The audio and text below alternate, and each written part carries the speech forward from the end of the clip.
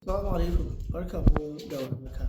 To farko zan yi amfani da wannan dama domin na yi wa shi mai girma gwamna murna bisa jinjinawa da kyauta da aka bashi. Allah Ubangiji ya sa wannan abu ya ci gaba da amfanan mu. Kuma lallai mai girma gwamna yana matuƙar ƙoƙari. A baya a lokuta da muke ta magana muna cewa kusan babu wanda yake aikin da yake tunda aka kafa Gombe, wasu suke ganin kaman ba haka ba. Akwai kyauta da ake bayarwa wadda ake siya, akwai kyauta da ake bayarwa lillahi wa rasulihi. To a koda yaushe mai girma gwamna muna tare da kai, za mu ci gaba da maka addu'o'i da muke yi maka a baya, ba da komai ba saboda namijin ƙoƙari da kake da kuma kishin ƙasarka da ganin ka ba ƙasarka gudumawa. Hasali kuma ina ta fanni da wasigogi daban, abubuwa da kake yi nan ma a gari mutane da dama suna yabawa, mutane da dama suna jin daɗi, mutane da dama suna gamsuwa da dukkan abin da ake yi. Ana cikin wani yanayi da kowa yake komawa ga Allah, duk da ma mu tuntuni ga Allah muke, kuma mun yi imani shi Allah shi yake yi, shi yake hani. Mai girma gwamna a Gombe a koda yaushe kowa ɗa ne a gare shi da irin sa'annunmu, wasu yayu ne, wasu iyaye ne, wasu ƙanne ne. Tunda a koda yaushe shi ƙoƙarin da yake so ya za ya tsarkaka gari, ya za ya kuma tsarkaka matasan gari, wanda kowa ya tashi ya zamto cikakken ɗan addini, wanda kuma yake kishin addininsa da kuma dukkan abin da aka san zai janyo wa ƙasa masifa da bala'i. Mai girma gwamna ganin irin hali da ake ciki da kuma kishin ƙasarsa yake ɗaukan matakai na kawo security. Wannan abu kar ku ɗauka cewa ana yin shi da musulunci ne kawai, ba da musulunci ake yin sa ba, da Christianity da musuluncin gaba ɗaya ake yi saboda a jara al'umma tarbiyya a gari na rufe gidajen giya, gidajen gala, kuma wannan abun yana kawo ma insecurity. Kuma irin yadda Allah yake ba wa ƙasar mu kariya, muna yi masa godiya, kuma Allah ka ci gaba da kare mu, duk da ba wai mun fi wasu bane ko kuma mu mun fi su iyawa ko tsalle ko kyau ka ba mu zaman lafiya a jihar mu ba, amma akwai kiyayewa sannan kuma akwai sanadi, ba don kawai ba saboda ɗaukan matakai da shi mai girma gwamna yake yi, irin rufe gidajen giya, gidajen rawa, gidajen mata, duk yana kawo insecurity. Waɗannan abubuwa yana ƙara kuma jawo gari masifa da bala'i. Alhamdulillahi mutane da dama sun fuskanci wannan.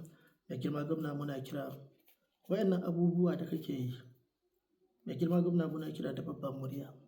Muna so ka ƙaddamar da shari'ar musulunci a jihar Gombe, ba don komai ba saboda muna zaman lafiya mu da kiristocinmu, muna ma'amala da kiristocinmu, sannan akwai kuma haifefefiya tsakani. Za ka samu wannan gida akwai kirista mutum biyu, za ka samu akwai musulmai mutum uku, huɗu, biyar, duk da ba ma la'akari da don mun fi su yawa. Amma abin da muke la'akari da shi mai girma gwamna, su kirista kansu muna zaman lafiya da su, kana zaman lafiya da su, gwamnatin ka tana zaman lafiya da su, kuma kiristocin Gombe suna zaman lafiya da kowane gwamna, ba don komai ba saboda fahimtar juna da ke tsakaninmu da su, kowa ɗan uwan kowa ne. Yau mai girma gwamna idan ka zo ka ƙaddamar da shari'ar musulunci, ko da yau ba ka gwamna, zai iya yiwuwa zamanin wani gwamna idan aka zo gidajen giyan nan da gidajen mata da gidajen batsan nan a dawo da su kamar da. Amma idan aka zo a ƙaddamar da aka zo a ƙaddamar da musulunci ɗin, da yardar Allah abun zai zamto sai dai tarihi.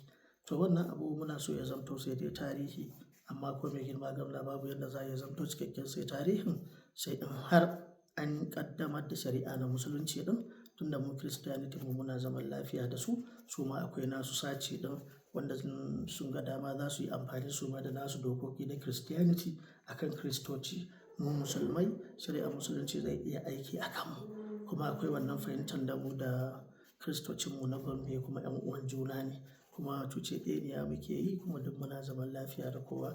Wannan duk namijin ƙoƙari ne da dagewa irin naka mai girma gwamna. To lalle muna ƙara kira da babban murya. Ɗaurewar hakan muna so mai girma gwamna a ƙaddamar da shari'a na musulunci, a ƙaddamar da shari'a na Christianity, kowa a bashi gashin kansa kamar yadda kowa yake gashin kansa. Christianity idan ka yi abu kai Kirista ne, su sun san dokoki da za su hukunta ka da shi a Christianity. Christianity ita ma ba ta yarda da giya ba, ba ta yarda da gidan giya ba, ba ta yarda da gidan aca ba, ba ta yarda da gida na zunubi da sauransu ba. Dan saɓanin da yake tsakaninmu da su ɗin ba wani bane mai yawa, amma muna kira da babban murya da duk Allah ya ganar da su masu zamto mun zo mun jona addinin musulunci. In kuma Allah yana son ganin su a haka, to Allah ya ƙara mana lafiya da zaman lafiyan da muke yi da su, duk da muna mutunta juna mu da su. Kar a ce ina rawan terawa, ina gaba ina baya. Akwai abin da ya sa na faɗi haka, sau da dama muna kwaɗaita musu ba don komai ba, sai don yadda muke ganin muna zaman lafiya da su, muna kuma cuceɗeniya da su. Akwai dangantaka da dangi na kusa tsakaninmu da Kiristocin jihar Gombe, ba kuma komai ya kawo hakan ba, saboda gudumawa ce da taimako irin na shi Allah Madaukakin Sarki mai kowa mai komai. To muna kira da babban murya su ma su zo su ƙaddamar, su ma mai girma gwamna ya ƙaddamar musu da nasu shari'a na Christianity ɗin, wanda su ma ya kasance suna da hukunci na ɓangarensu. Duk da ababen namu idan aka duba, ita ma Christianity ba ta yadda da giya ba, ba ta yadda da gidan giya ba, ba ta yadda da gidan batsa ba, ba ta yadda da gida kuma irin na ababen nan ba. Da haka kamar yadda mu ma musulunci mu bai yadda da hakan ba.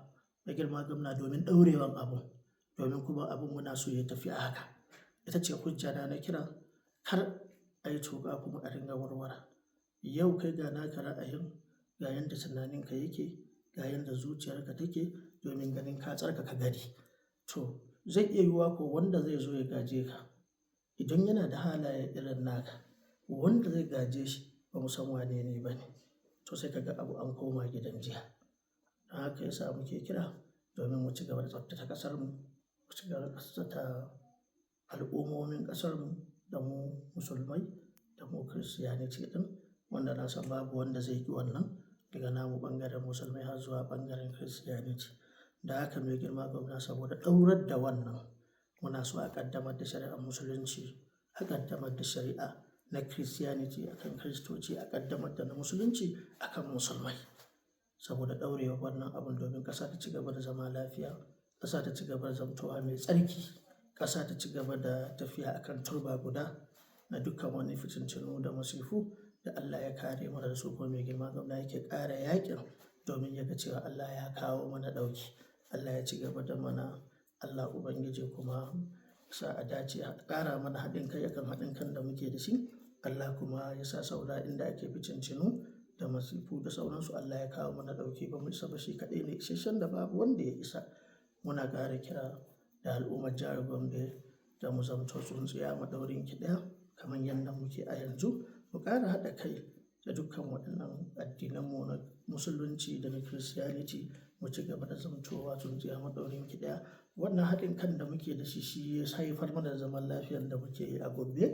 Haɗin kan da muke yi shi ne ake sha'awar jihar Gombe, da kuma samun shugaba da muka yi, shi Alhaji Muhammadu Inuwa Yahaya. Duk da ma cewa Allah Ubangiji ya mana jagora duniya da lahira.